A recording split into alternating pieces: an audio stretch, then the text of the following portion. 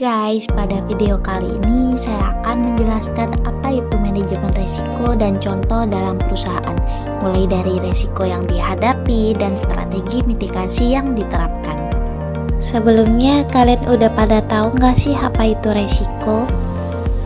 Resiko merupakan suatu kejadian yang mungkin terjadi dan apabila terjadi akan memberikan dampak negatif pada pencapaian tujuan. Untuk mengatasi hal tersebut, maka dibutuhkan manajemen risiko. Apa sih manajemen risiko itu?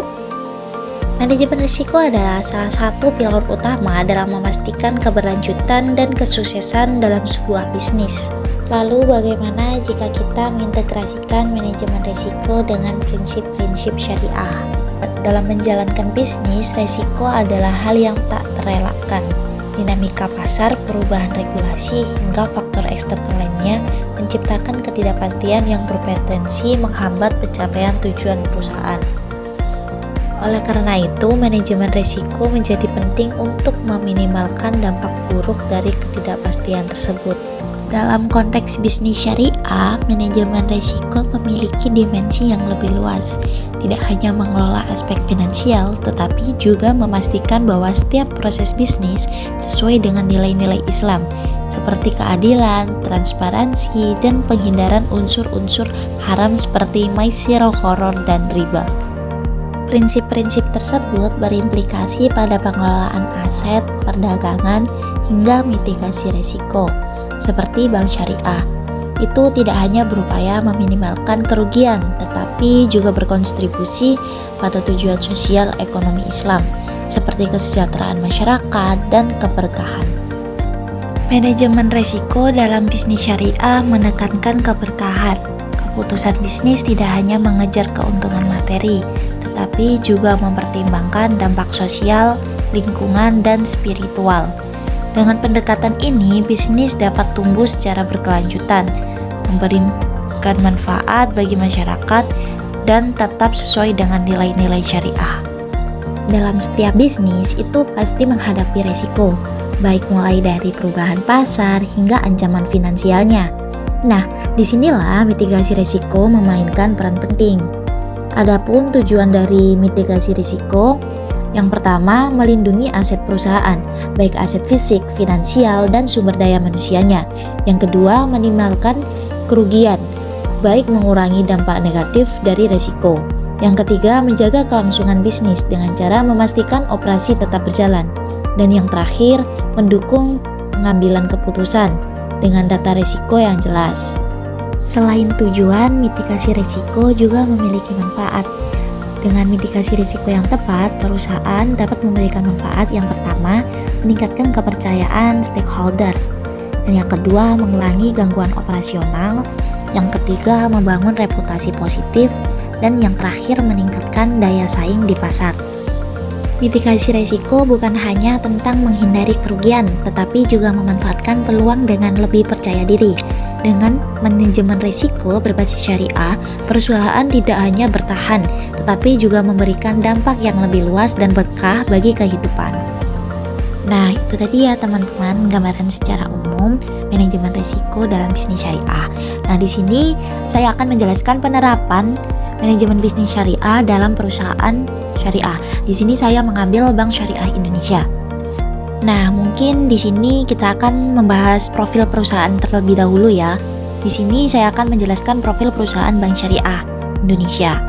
Industri perbankan Indonesia mencatat sejarah baru dengan hadirnya Bank Syariah Indonesia, di mana bank ini lahir pada tanggal 1 Februari 2021. Nah, Bank Syariah Indonesia itu diresmikan oleh Bapak Presiden Joko Widodo di Istana Negara sebagai bank syariah terbesar di Indonesia. Nah, Bank Syariah Indonesia itu ternyata gabungan dari 3 bank syariah nasional teman-teman, yaitu Bank BRI Syariah, Bank Syariah Mandiri, dan Bank BNI Syariah.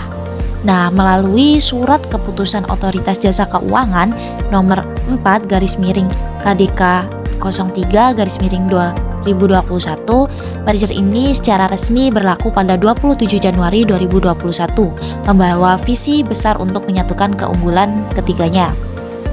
Nah, komposisi pemegang Saham Bank Syariah Indonesia itu pada Bank Mandiri dengan 50,83%, Bank Negara Indonesia sebesar 24,85%, Bank Rakyat Indonesia sebanyak 17,25%. Sisanya adalah pemegang saham lainnya di bawah 5%. Nah, penggabungan ini menciptakan solusi perbankan syariah yang lebih lengkap, modern, dan universal.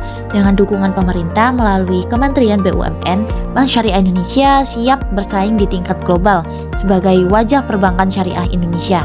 Sebagai bank kebanggaan umat, Bank Syariah Indonesia hadir untuk membangun ekonomi nasional, mendukung ekosistem industri halal, dan menjadi energi baru bagi kesehatan masyarakat. Nah, potensi besar Bank Syariah Indonesia didukung oleh fakta bahwa Indonesia adalah negara dengan penduduk muslim terbesar di dunia. Dengan komitmen menjadi rahmatan lil alamin, Bank Syariah Indonesia terus bertumbuh menuju mimpi menjadi bagian dari kelompok bank syariah terkemuka di dunia. Dalam perusahaan bank syariah juga memiliki visi misi. Untuk visinya, top 10 Global Islamic Bank, dan visinya itu ada 3. Yang pertama, memberikan akses solusi keuangan syariah Indonesia, melayani lebih dari 20 juta nasabah dan menjadi top 5 bank berdasarkan aset 500 triliun dan nilai buku 50 triliun di tahun 2025. Yang kedua, menjadi bank besar yang memberikan nilai terbaik bagi para pemegang saham. Top 5 bank yang paling profitable di Indonesia dengan ROE 18% dan valuasi kuat, PB lebih dari 2. Yang ketiga, menjadi perusahaan pilihan dan kebanggaan para talenta terbaik Indonesia. Perusahaan dengan nilai yang kuat dan memberdayakan masyarakat, serta berkomitmen pada pengembangan karyawan dengan budaya berbasis kinerja. Nah, selanjutnya Bank Syariah juga memiliki berbagai macam produk dalam perbankan. Yang pertama ada produk pendanaan. Itu terdapat tabungan Bank Syariah Indonesia sebagai solusi untuk berbagai kebutuhan finansial seperti tabungan BSI IC, tabungan haji dan umroh, dan tabungan rencana. Yang kedua ada deposito syariah. Terdapat investasi aman dengan imbal hasil kompetitif berbasis akad mudharabah. Dan yang ketiga ada giro syariah dengan mendukung transaksi bisnis sesuai prinsip syariah. Dan selanjutnya yang kedua itu ada pembiayaan rumah, kendaraan, dan UMKM. Untuk pembiayaan syariah ada BSI Kria untuk kepemilikan rumah, yang kedua BSI Auto untuk pembelian kendaraan, dan yang ketiga ada BSI Mitra untuk kebutuhan multiguna. Dengan dukungan pembiayaan korporasi dan UMKM mendorong pertumbuhan bisnis masyarakat. Selanjutnya dalam layanan digital, Bank Syariah Indonesia mempermudah transaksi dengan Bank Syariah Indonesia Mobile Banking, BSI Internet Banking, dan pembayaran digital melalui QRIS BSI. Selanjutnya ada layanan keuangan dan investasi. Investasi berbasis syariah melalui BSI Emas, Reksadana Syariah, dan SBN Syariah. BSI juga menyediakan layanan wakaf untuk uang yang mudah dan amanah. Selanjutnya ada produk khusus. Dalam produk khusus itu yang pertama kartu pembiayaan BSI Hasanah untuk digunakan dalam kebutuhan sehari-hari. Yang kedua terdapat layanan haji dan umroh untuk memudahkan perjalanan ibadah haji. Yang terakhir ada saluran kebijakan melalui layanan zakat, infak, sedekah. Selanjutnya terdapat layanan korporasi. BSI mendukung bisnis dengan cash management system, trade finance, dan treasury syariah untuk pengelolaan keuangan yang optimal. Nah, dengan produk layanan ini, Bank Syariah Indonesia berkomitmen memberikan solusi keuangan yang modern, universal, dan sesuai dengan nilai-nilai Islami. Bank Syariah menghadapi beberapa resiko operasional utamanya itu ada 3. Yang pertama, resiko sumber daya manusia. Melibatkan kelalaian karyawan seperti kesalahan dalam pemindah bukuan atau pencatatan transaksi. Penyebabnya adalah sifat pekerjaan yang repetitif yang meningkatkan kemungkinan kesalahan. Yang kedua itu ada resiko sistem dan teknologi. Terdapat gangguan pada sistem atau jaringan seperti komputer yang tiba-tiba mati atau sistem yang tidak berfungsi. Akibatnya terjadi keterlambatan dalam melayani nasabah atau kehilangan potensi transaksi. Yang ketiga ada risiko eksternal, termasuk uang palsu, pencurian, kebakaran, dan bencana alam. Nah, risiko ini tidak dapat sepenuhnya diprediksi, tetapi tetap mempengaruhi operasional perusahaan. Selanjutnya ada analisis strategi mitigasi yang diterapkan oleh perusahaan Bank Syariah Indonesia dalam menghadapi resiko-resiko tersebut. Yang pertama, peningkatan pengendalian internal dan eksternal dengan cara pemantauan harian yang mendadak untuk mengecek transaksi nasabah dan memastikan akurasi data. Audit internal secara berkala untuk mengidentifikasi potensi risiko lebih awal. Yang kedua, penerapan teknologi dan alat deteksi. Penggunaan sinar UV untuk mendeteksi uang palsu. Perbaikan sistem teknologi informasi secara cepat untuk meminimalkan downtime. Yang ketiga, ada peningkatan kesadaran risiko dengan cara sosialisasi tentang manajemen risiko kepada karyawan. Yang keempat, ada asuransi dan pengamanan fisik dengan cara mengasuransi aset untuk mengurangi dampak dari kebakaran atau bencana alam.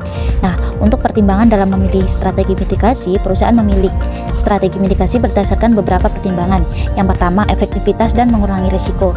Pendekatan yang proaktif seperti pemantauan harian dan penggunaan alat deteksi. Yang kedua, strategi yang diterapkan disesuaikan dengan kemampuan sumber daya manusia dan infrastruktur yang dimiliki. Yang ketiga, proses manajemen risiko dilakukan sesuai arahan kantor pusat dan aturan OJK.